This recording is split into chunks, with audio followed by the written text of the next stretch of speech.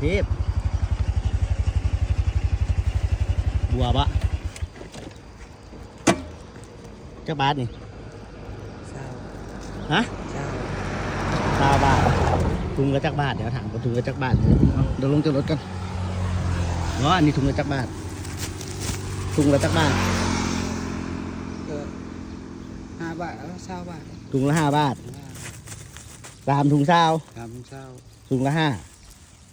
แม่นบะ ครับ แม่นบ่มันจะได้กำไรอยู่บะ ว่าก็บ่ได้หยังแล้วก็ขาย เอ๊ะ ไปมีประชาชนพอได้ซื้ออยู่ซื้อกินไป ถุงละ5 3 ถุงเช้า ไปหยังผมบ่ได้ก็ เอ้า30 บาท30 บาทได้บ่หมดนี่ ได้เหรอ 30 บาทก็ได้ ครับได้ ตามไปเอาเงินไปถือกันมาขึ้นโมไซค์ไปน้ำกันเดี๋ยวเด้อเก็บก่อนเดี๋ยวขึ้นโมไซค์ไปกับผมเดี๋ยวแป๊บนึง